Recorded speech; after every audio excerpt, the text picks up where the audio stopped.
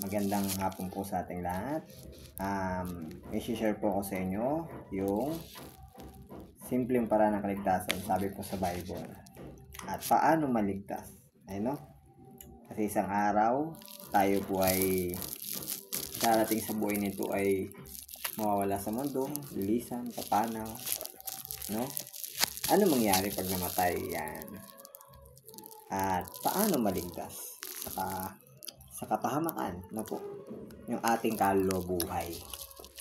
So sa Bible po, babasahin natin. Dala ko po yung Bible ko, King James Version. Yan, Bible.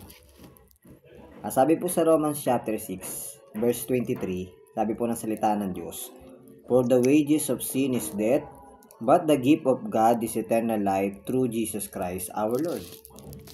So, doon sa verse na binasa natin po, sinabi ng salita ng Diyos, ngunit ang kabayaran ng kasalanan ay kamatayan.